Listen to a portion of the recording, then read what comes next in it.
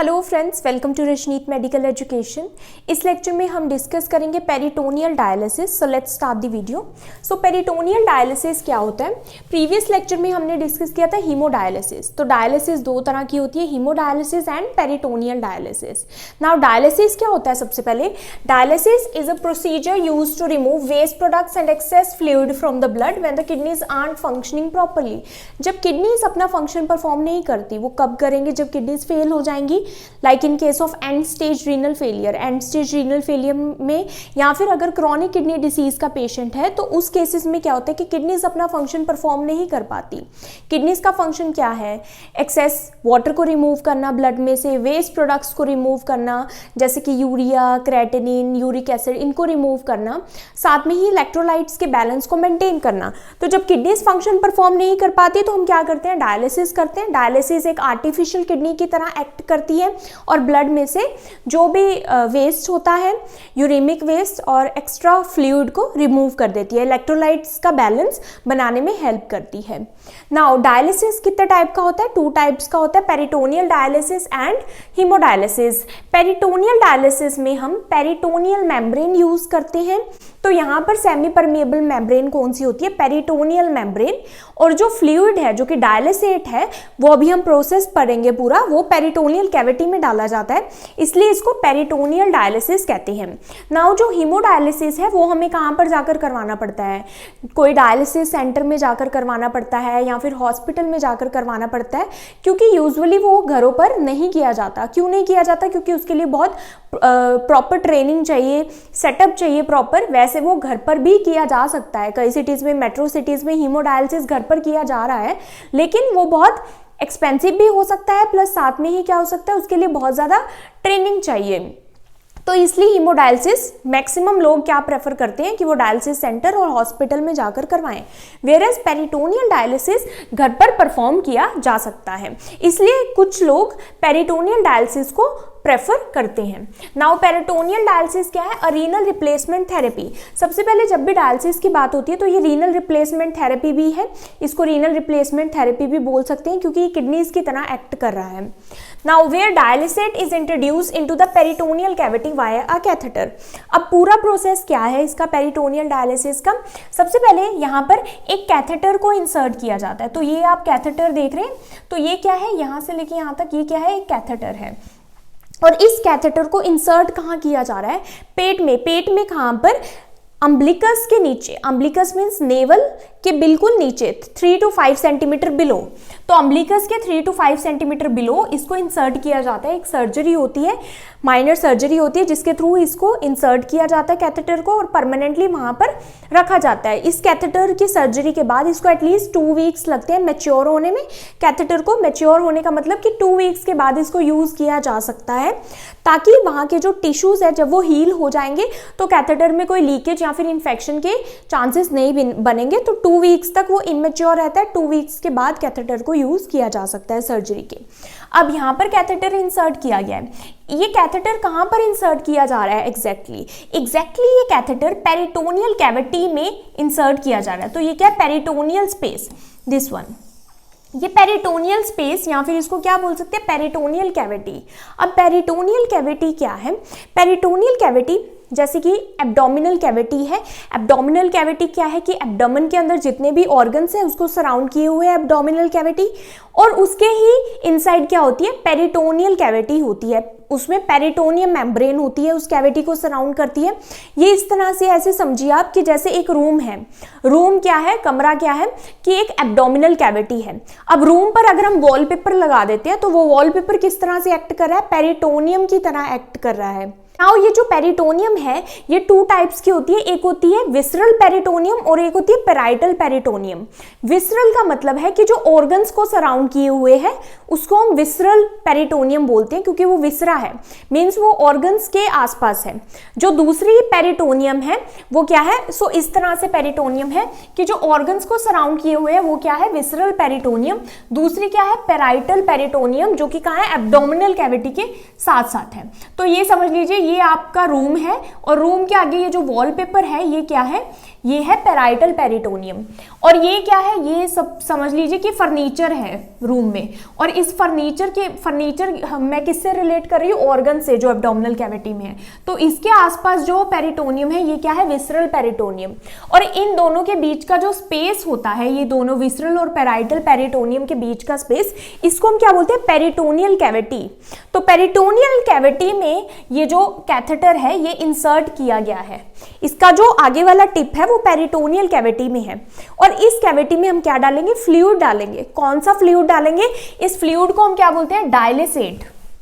तो जो fluid dialysis के प्रोसीजर में यूज होता है उसको हम क्या बोलते हैं, डायलिसेट बोलते हैं।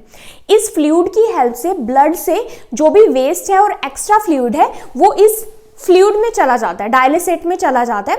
और वो डायलिसेट जिसमें एक्स्ट्रा फ्लूइड और वेस्ट जब आ जाता है उस डायलिसेट को हम ड्रेन कर देते हैं। तो ये क्या है, डायलिसेट बैग है। और इस डायलिसेट बैग में क्या है, डायलिसेट है। डायलिसेट क्या है, वो फ्लूइड है जो कि हम पेरिटोनियल कैविटी में डालेंगे इस कैथेटर के थ्रू।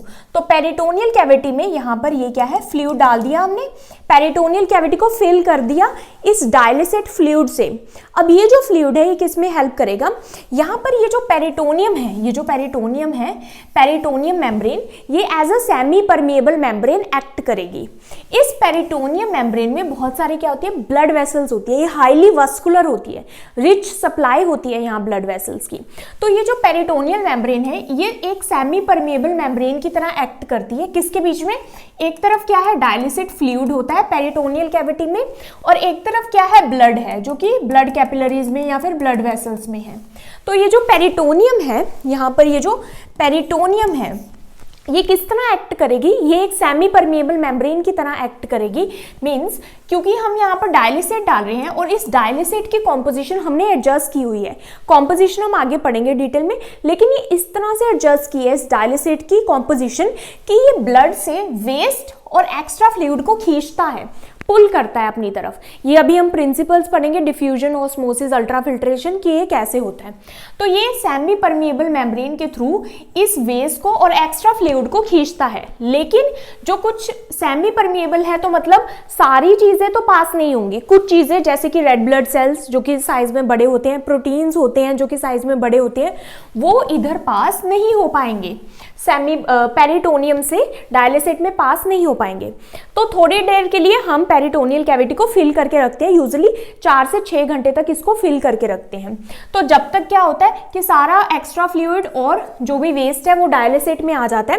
फिर डायलिसेट को क्या करते हैं, यहाँ से हम क्लैम्प कर देंगे, ऊपर वाला जो फ्रेश जहाँ से डायलिसेट आया वहाँ क्लैम्प कर देंगे, मतलब बंद कर देंगे इधर वाले डायलिसेट के कैथेटर को। और अब हम क्या करेंगे, ड्रेन करेंगे। ड्रेन मतलब जो भी ये वेस्ट अब डायलिसेट में इकट्ठा हो गया है इसको ड्रेन करेंगे। और ड्रेन वाला बैग कौन सा है, ये है ड्रेनेज बैग, और ये थ्रू ग्रेविटी होता है। तो ये डायलिसेट कौन सा है अब, जिससे वेस्ट और एक्स्ट्रा फ्लूइड को पुल कर लिया है। मींस ये जो डायलिसेट है यूज्ड मतलब जिसमें वेस्ट है वो ड्रेन कर लिया जाएगा। तो ये यहाँ पर ड्रेनेज बैग है और ये ग्रेविटी के थ्रू होता है। तो जब भी डायलिसेट बैग से फ्रेश डायलिसेट लिया जाता है तो ये जो ड्रेनेज बैग वाला क्लैंप है ये लगा दिया जाता है, ये बंद कर दिया जाता है और ग्रेविटी के थ्रू डायलिसेट जो फ्रेश डायलिसेट है वो पेरिटोनियम में भरा जाता है। पेरिटोनियम में थोड़ी देर के लिए इसको फिल होने देते हैं, ड्वेलिंग टाइम उसको बोलते हैं।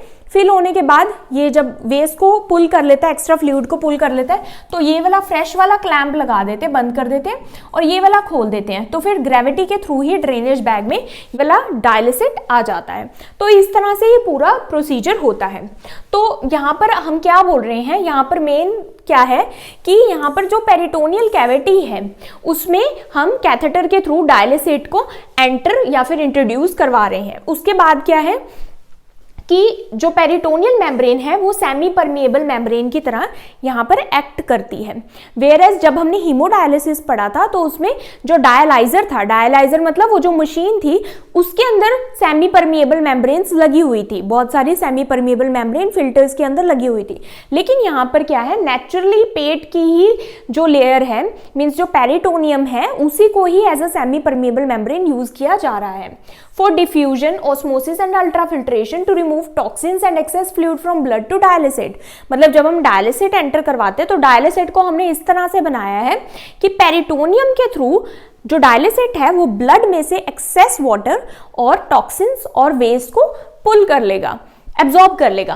Peritoneal cavity has rich blood supply. Peritoneum को ही क्यों चूज किया गया? क्योंकि पेरिटोनियल कैविटी में रिच ब्लड सप्लाई है, वहां पर एक कैविटी है जहां पर फ्लूइड को भी फिल किया जा सकता है। सो वेस्ट प्रोडक्ट्स जैसे कि urea, uric acid and creatinine diffuse कर जाता है ब्लड से डायलिसेट में।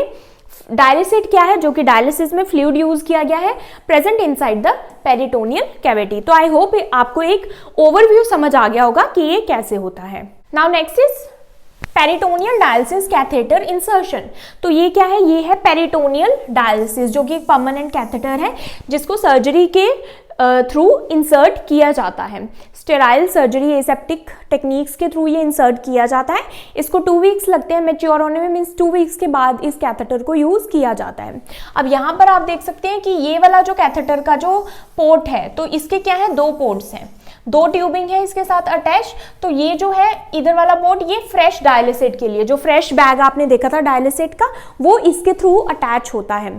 तो जब फिल करना होता है तब इसको यहाँ पर क्लैंप लगा हुआ है, इसको अनक्लैंप कर देते हैं, मतलब ओपन कर देते हैं। जब फिल हो जाता है तो यहाँ पर क्लैंप कर देते हैं ताकि बंद हो जाए ये। और ये जब ड्रेन करना होता है तो यहाँ पर भी जो कि ड्रेनेज बैग से ट्यूबिंग अटैच है, इसको क्लैंप को खोल देते हैं ताकि ड्रेन हो जाए। अंडरस्टूड? अब सबसे पहले जब भी पेरिटोनियल डायलिसिस कैथेटर इंसर्ट करें उसके पहले हम क्या लेते हैं? इन्फॉर्म कंसेंट, मीन्स कंसेंट लेते हैं पेशेंट का कि are you ready for this. उसके बाद एक माइनर सर्जरी होती है जिसके थ्रू हम कैथेटर को इंसर्ट कर देते हैं। उसके साथ ही हमें क्या ध्यान में रखना होता है कि जब भी ये PD catheter, peritoneal dialysis catheter insert कर रहे हैं, उस टाइम पर पेशेंट का जो ब्लैडर है, यूरिनरी ब्लैडर, वो एम्प्टी होना चाहिए। अगर वो एम्प्टी नहीं होगा तो कैथेटर कहाँ पर इंसर्ट हो रहा है?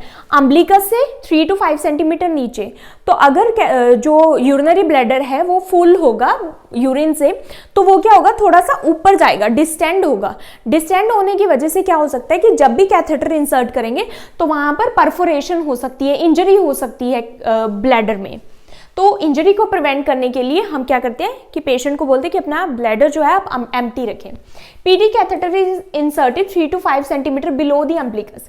तो अम्बिलिकस के 3 to 5 सेंटीमीटर ये बिलो इंसर्ट किया जाता है, as this area is free of any major blood vessel, क्योंकि इस एरिया में बहुत ज़्यादा मेजर ब्लड वेसल नहीं है, ताकि जब भी हम कैथेटर को इंसर्ट कर रहे हैं तो कोई मेजर ब्लड वेसल इंजर ना हो जाए।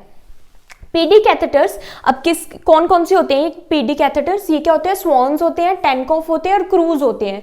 और ये किससे बने होते हैं? सिलिकॉन मटेरियल से बने होते हैं, जो कि रेडियो ओपेक होता है। मींस जब भी कोई रेडियोलॉजी स्कैन होगा, लाइक एक्सरे, सीटी स्कैन, तो उसमें ये कोई भी रुकावट क्रिएट नहीं करेंगे। मैच्योरेशन मीन्स 2 वीक्स इसको लगते हैं मैच्योर होने में, मीन्स एक बार सर्जरी होगी उसके 2 हफ्ते बाद ही यूज कर सकते हैं।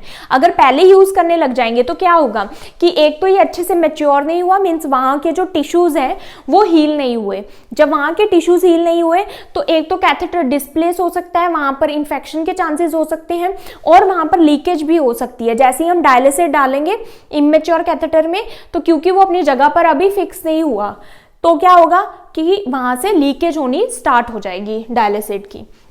अब टेम्परेचर इसका क्या होना चाहिए? डायलिसेट का, डायलिसेट कौन सा है? जो हम सॉल्यूशन डाल रहे हैं पेरिटोनियल कैविटी में, उस सॉल्यूशन का टेम्परेचर क्या होना चाहिए? वार्म होना चाहिए, कोल्ड वो नहीं होना चाहिए। अगर कोल्ड होगा तो एब्डोमिनल क्रैम्प्स या फिर एब्डोमिनल पेन हो सकती है उसको फिल करते टाइम।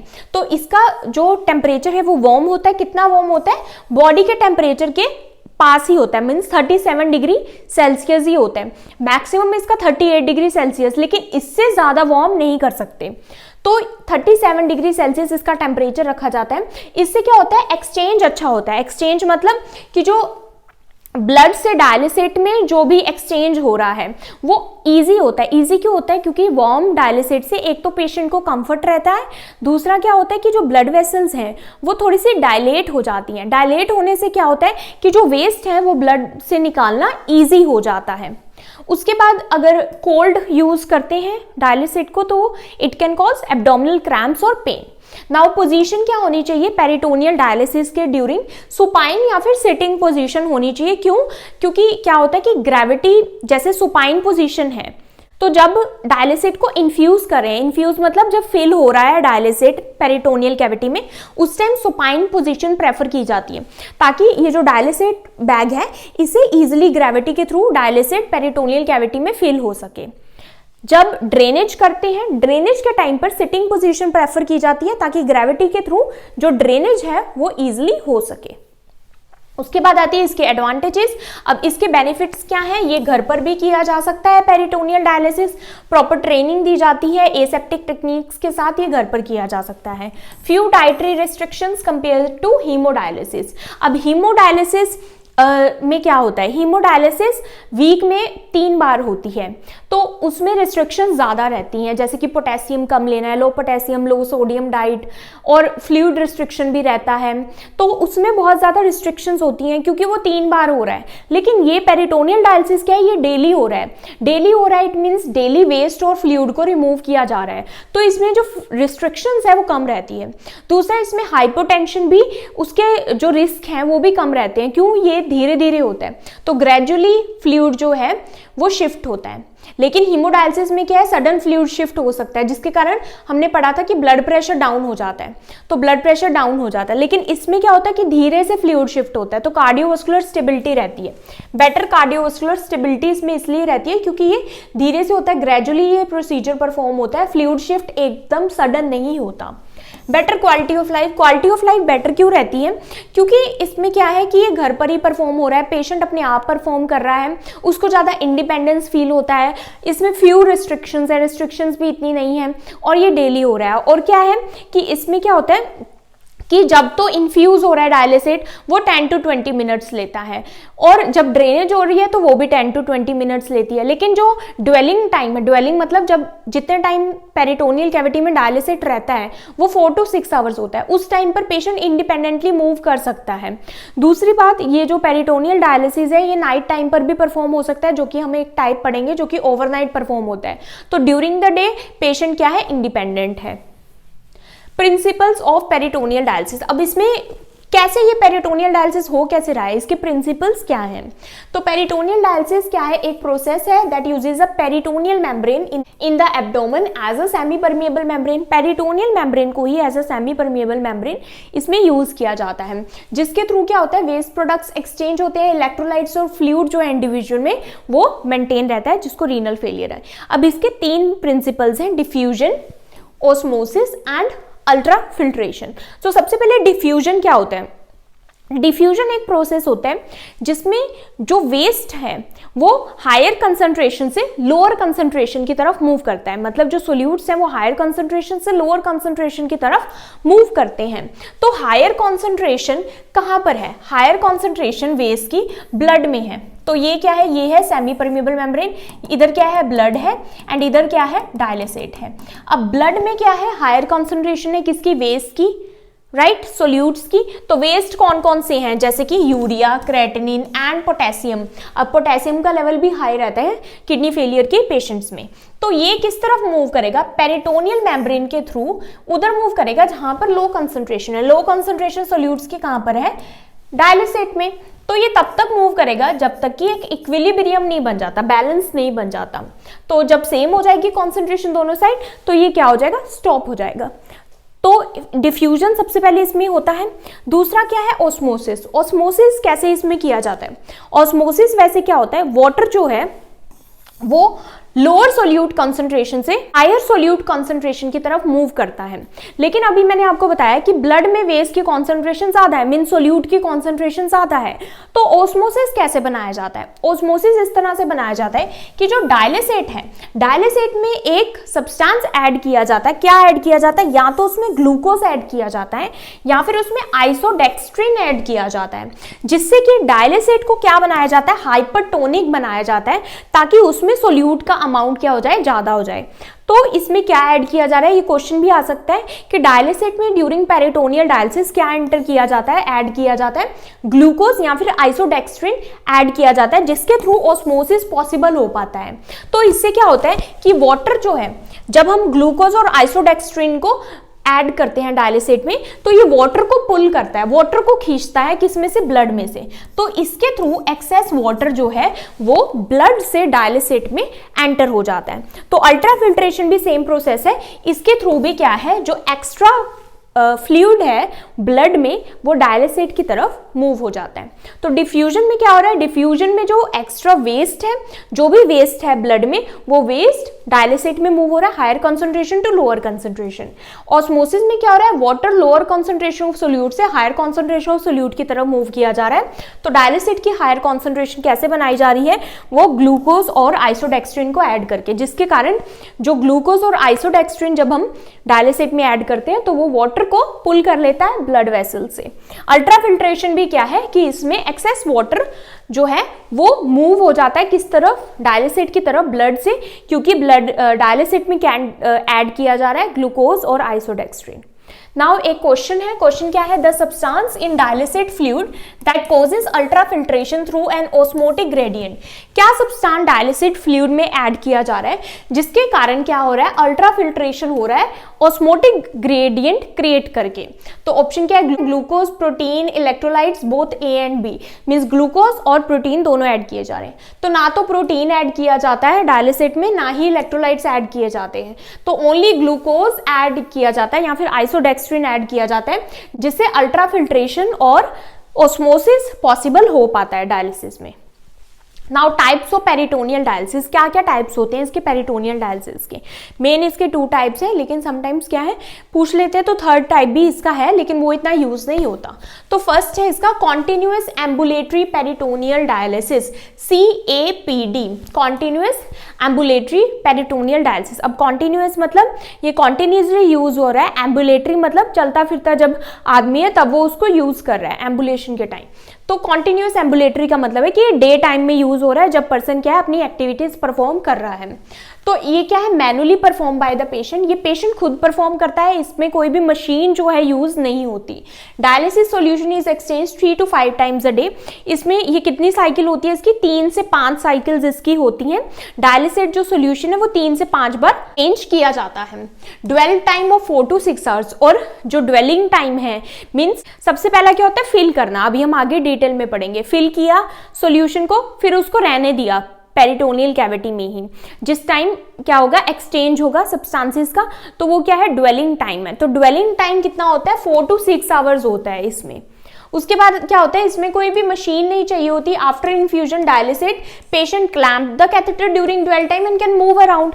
क्या है, एक बार इन्फ्यूजन कर लिया, फिलिंग कर ली अच्छे से डायलिसिस की, जिसमें 15 से 20 मिनट लगते हैं। उसके बाद ड्वेल टाइम क्या है, 4 to 6 आवर्स है। 4 to 6 आवर्स में उसने क्लैम्प कर लिए दोनों कैथेटर और आराम से इधर उधर घूम फिर सकता है। उसके बाद 4 to 6 आवर्स के बाद क्या करेगा, ड्रेनेज वाले कैथेटर को अनक्लैम्प करेगा और 10 to 20 मिनट्स ड्रेनेज में लगते हैं। तो इसलिए ये क्या है, कॉन्टिन्यूअस एम्बुलेटरी, ये ड्यूरिंग द डे होता है। दूसरा क्या है, continuous cyclic peritoneal dialysis, CCPD, या फिर इसको क्या बोलते हैं, ऑटोमेटेड पेरिटोनियल डायलिसिस। ऑटोमेटेड इसलिए बोल रहे हैं क्योंकि यहाँ पर एक मशीन का यूज हो रहा है, तो ऑटोमेटिक है ये। तो एक मशीन जिसको साइक्लर कहते हैं, वो क्या करता है, ऑटोमेट फ्लूइड एक्सचेंज करता है, मतलब अपने आप से फ्लूइड एक्सचेंज करता है।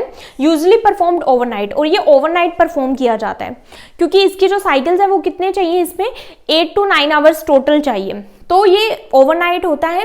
Convenient for patient with active lifestyle, अब जिनका एक्टिव लाइफस्टाइल है, मतलब दिन में ज़्यादा ही काम है, इधर उधर उनको जाना पड़ता है, तो क्या ऑप्ट करते हैं, वो इसके लिए ऑप्ट करते हैं ताकि ओवरनाइट वो उनका जो एक्सचेंज है वो होता रहे। इसमें क्या होता है कि बाकी साइकिल्स ओवरनाइट होती है और एक अर्ली मॉर्निंग होती है। APD इन्वॉल्व्स मल्टीपल साइकिल, इसमें मल्टीपल साइकिल होती है, कितनी, 4 से 6 साइकिल्स इसकी होती हैं ओवरनाइट। और इसमें पूरा टाइम क्या लगता है, 8 से 10 घंटे लगते हैं। अब इसमें भी फिलिंग फेज, देखो फिलिंग फेज दोनों में सेम होगा, ड्रेनेज फेज भी दोनों में सेम होगा, 10 to 20 मिनट्स। लेकिन जो ड्वेल फेज है वो इसमें कम होता है, इसमें क्या होता है 30 to 60 मिनट्स का होता है, वेयरएज इसमें कितना होता है 4 to 6 आवर्स होता है। Acute intermittent PD third type है। एक्यूट इंटरमिटेंट पीडी में क्या है, ये टेम्पररी टाइम के लिए होता है, या फिर इमरजेंसी में अगर यूज करना पड़ गया डायलिसिस, जैसे कि AKI में एक्यूट किडनी इंजरी में थोड़े टाइम के लिए यूज करना होता है इमरजेंसी में, उसके लिए। उसके बाद आते हैं स्टेप्स। स्टेप्स क्या है इसके, वैसे इसके 3 स्टेप्स हैं, कौन कौन से, fill, dwell and drain. But उससे पहले क्या है, इन तीनों स्टेप से पहले क्या है, प्रिपरेशन भी करनी है। प्रिपरेशन क्या है, जैसे कि हैंड हाइजीन और aseptic technique to prevent infection, क्योंकि कैथेटर जो है, कैथेटर के थ्रू इन्फेक्शन एंटर हो सकता है, कोई भी माइक्रो ऑर्गेनिज्म एंटर हो सकता है पेरिटोनियल कैविटी में, और इसका जो कॉम्प्लिकेशंस है वो यही है पेरिटोनाइटिस, कि पेरिटोनियम में इन्फेक्शन ना हो। तो उसको प्रिवेंट करने के लिए hand hygiene, proper hand hygiene और स्टेराइल ग्लव्स डालने होते हैं, एसेप्टिक टेक्निक यूज करनी होती है। Check the dialysate for clarity, leaks and expiration.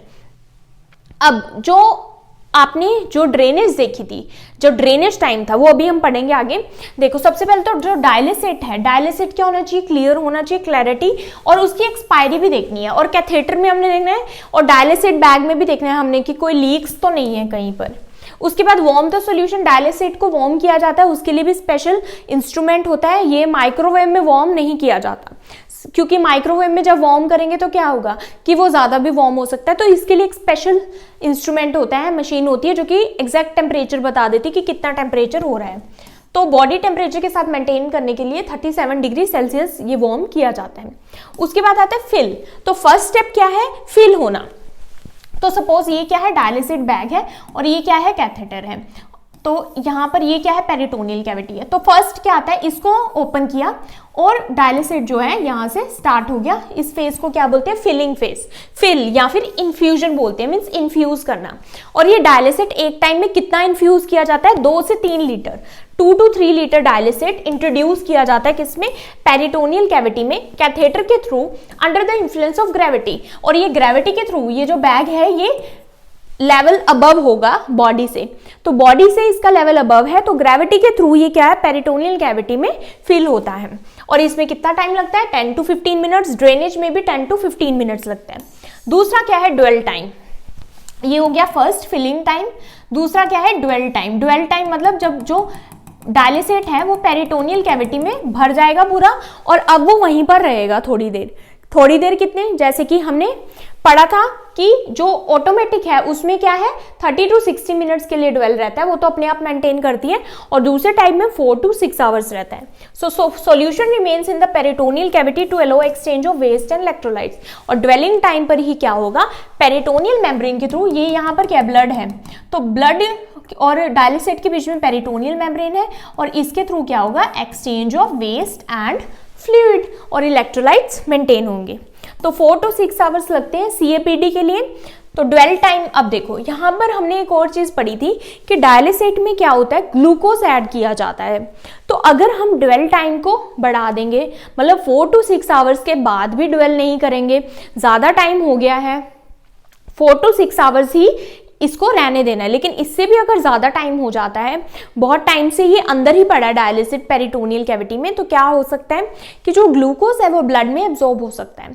तो ब्लड में जब ग्लूकोज आ जाएगा तो उससे क्या होगा, हाइपरग्लाइसीमिया हो जाएगी, ब्लड शुगर इंक्रीज हो जाएगा। तो इंक्रीज ड्वेल टाइम क्या कोज कर सकता है, हाइपरग्लाइसीमिया कोज कर सकता है। इसलिए डायलिसिट पेरिटोनियल डायलिसिस करने से पहले हम पेशेंट की ब्लड शुगर भी चेक करते हैं। उसके बाद आता है ड्रेनेज। ड्रेनेज में क्या है, अब यहाँ पर ये एक्सचेंज हो गया, तो ये डायलिसिट अब क्या हो गया, अब इस डायलिसिट में क्या है, वेस्ट है, एक्स्ट्रा फ्लूइड है। अब ये क्या होगा, ये कैथेटर के थ्रू थर्ड स्टेप क्या है, ड्रेन। तो ये डायलिसिट बैग जो कि ड्रेनेज बैग है, यहाँ पर ये ड्रेन हो जाएगा।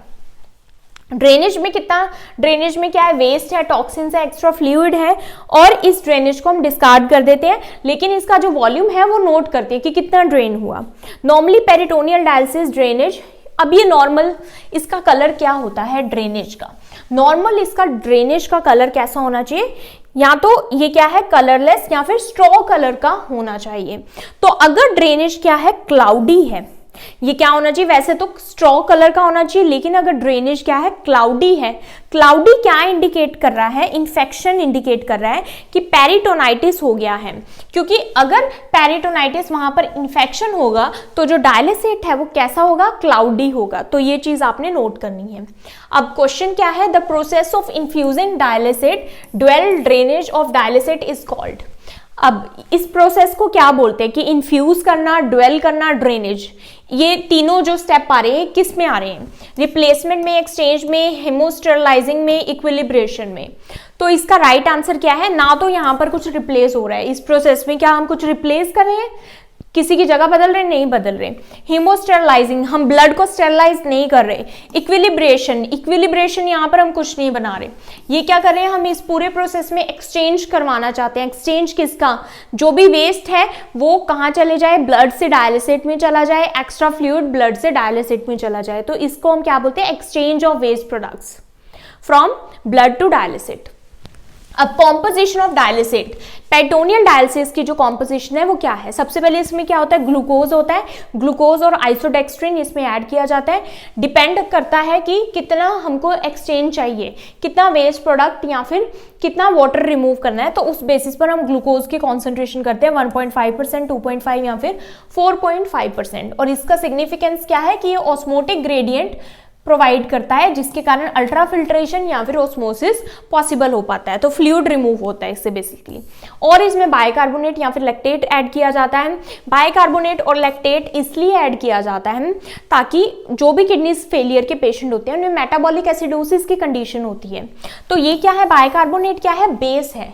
तो मेटाबॉलिक एसिडोसिस को न्यूट्रलाइज करने के लिए हम इसमें बाइकार्बोनेट ऐड करते हैं। Sodium chloride, calcium, magnesium and water इसमें ऐड किया जाता है। ये सभी इसलिए ऐड किए जाते हैं ताकि इलेक्ट्रोलाइट बैलेंस को मेंटेन किया जा सके। अब कॉम्प्लिकेशंस क्या हैं, कॉम्प्लिकेशंस फर्स्ट इसमें क्या आता है, पेरिटोनाइटिस, जो पेरिटोनियम है उसमें इन्फेक्शन हो सकता है, क्योंकि बार बार कैथेटर से हम कुछ डाल रहे हैं। अगर स्टेराइल टेक्निक्स नहीं होंगी तो क्या होगा, माइक्रो ऑर्गेनिज्म भी साथ में एंटर हो जाएगा पेरिटोनियल कैविटी में, तो पेरिटोनाइटिस हो सकता है। इसके साइंस क्या है, क्लाउडी इफ्लुएंट, जो एफ्लुएंट होगा मतलब जो ड्रेनेज होकर जो डायलिसिट आ रहा है, एक्सचेंज होकर, उस डायलिसिट का जो टेक्सचर होगा वो कैसा होगा, क्लाउडी होगा। एब्डोमेन में पेन होना, फीवर होना साथ में और नोजिया होना, ये इसके साइंस है। साइट इन्फेक्शन, जो कैथेटर जहां पर इंसर्ट किया है उस साइट पर भी इन्फेक्शन हो सकता है, उसके क्या साइंस होंगे, वहां पर रेडनेस, डिस्चार्ज और पेन हो सकता है। कैथेटर ब्लॉकेज और डिस्प्लेसमेंट, कैथेटर में क्या आ सकता है, किंक आ सकता है। किंक मतलब कि कैथेटर ब्लॉक हो गया या फिर मुड़ गया, किंकेज उसमें हो सकती है। डिस्प्लेसमेंट, जो कैथेटर है अपनी जगह से हिल भी सकता है। और क्या है, हाइपरग्लाइसीमिया, क्योंकि इसमें ग्लूकोज ऐड किया जा रहा है, तो जो सॉल्यूशन है उसमें से ग्लूकोज क्या है बॉडी में जा सकता है, जिसके कारण ब्लड शुगर लेवल हाई हो सकता है। उसके बाद लीकेज क्या हो सकता है कि अगर इमेच्योर यूज कर लिया कैथेटर, 2 वीक्स तक वेट नहीं किया, तो जो डायलिसेट है वो लीक हो सकता है कैथेटर से। कॉन्ट्राइंडिकेशन, कॉन्ट्राइंडिकेशन क्या है, मतलब जिस केसेस में हमने ये नहीं परफॉर्म करना, पीडी डायलिसिस। पेरिटोनाइटिस, अगर ऑलरेडी इन्फेक्शन है पेरिटोनियम में तो हम ये परफॉर्म नहीं करेंगे। उसके बाद प्रेगनेंसी में ही हम परफॉर्म नहीं करेंगे, प्रेगनेंसी में ऑलरेडी जो बेबी है वो ग्रो कर रहा है वहां पर, तो ऑलरेडी बहुत स्पेस नहीं है पीडी करने के लिए। उसके बाद एसाइट्स, वहां पर ऑलरेडी फ्लूइड है एब्डोमेन में तो स्पेस नहीं है। रीसेंट एब्डोमिनल सर्जरी, अभी अभी कोई एब्डोमिनल सर्जरी हुई है तो उसको हम नहीं छेड़ते, इन्फेक्शन के चांसेस बढ़ सकते हैं, तो वहां पर भी पॉसिबल नहीं है। Bowel and bladder perforated, already अगर बाउल, वहां पर बाउल या फिर ब्लैडर में क्या है, परफोरेशन है, इंजरी है, कुछ होल है, तो हम ये परफॉर्म नहीं करते। क्या है, डायलिसिट लीक हो सकता है। उसके बाद नर्सिंग केयर क्या करेंगे, सबसे पहले पेशेंट को एजुकेशन करेंगे। पेशेंट को क्या एजुकेट करेंगे कि पेरिटोनियल डायलिसिस आपने स्टेराइल तरीके से करनी है, एसेप्टिक टेक्निक फॉलो करना है, प्रॉपर हैंड हाइजीन परफॉर्म करनी है। उसके बाद monitor daily weight and vital sign, daily अपना वेट मॉनिटर करना है, वाइटल साइंस परफॉर्म करनी है, ब्लड प्रेशर बिफोर और आफ्टर पीडी चेक करना है, और वेट भी आप बिफोर और आफ्टर चेक कर सकते हैं। Assess effluent for clarity and volume. जो एफ्लुएंट है, एफ्लुएंट मतलब कि जो डायलिसिट निकला है, जो कि यूज है, मतलब जिसमें जो वेस्ट है वो एक्सचेंज हो चुके हैं, एक्स्ट्रा फ्लूइड ऐड हो चुका है, ड्वेल के बाद जो ड्रेनेज वाला डायलिसिट है उसकी हमने क्लैरिटी और वॉल्यूम दोनों नोट करना है। अगर वो क्लियर है ओके, स्ट्रॉ कलर का है ठीक है, अगर क्लियर नहीं है क्लाउडी है तो इट इंडिकेट्स इन्फेक्शन, या फिर ब्लड है उसमें, ये सभी चीजें नोट करनी है। उसके बाद इनटेक आउटपुट वॉल्यूम्स, इनटेक कितना गया, डायलिसिट कितना गया और आउटपुट कितना आया, प्लस साथ में ही आपने कितना वाटर इनटेक लिया और आपका आउटपुट क्या है, सब नोट करना है। असेस कॉम्प्लिकेशंस, कोई कॉम्प्लिकेशंस जितनी भी हमने पढ़ी वो तो नहीं है। उसके बाद हाई प्रोटीन लॉस अकर during peritoneal dialysis. Peritoneal dialysis में क्या होता है, अमाइनो एसिड्स का लॉस हो सकता है ड्यूरिंग दिस प्रोसेस, तो इसलिए हम पेशेंट को क्या रिकमेंड करते हैं, पेशेंट को हाई प्रोटीन डाइट कंज्यूम करने के लिए बोलते हैं। अब हाई प्रोटीन डाइट इसलिए बोल रहे हैं क्योंकि ड्यूरिंग डायलिसिस प्रोटीन का लॉस हो सकता है, लेकिन अगर पेशेंट क्या है, सीकेडी का है, एकेआई का है और उसका डायलिसिस अभी स्टार्ट नहीं हुआ, तो हम क्या बोलते हैं कि लेस प्रोटीन ले ताकि जो वेस्ट है वो कम बने बॉडी में। एंड लो कार्बोहाइड्रेट डाइट, और पेशेंट को लो कार्बोहाइड्रेट डाइट लेकिन हाई प्रोटीन डाइट बोल रहे हैं। लो कार्बोहाइड्रेट इसलिए बोल रहे हैं क्योंकि एक तो इसमें जो ग्लूकोज है वो हम ऐड कर रहे हैं, तो ब्लड शुगर ज्यादा हाई ना जाए। So I hope आपको पेरिटोनियल डायलिसिस क्लियर हुआ हो, and if you understood this video then please like, subscribe and share to my channel. Thank you for watching.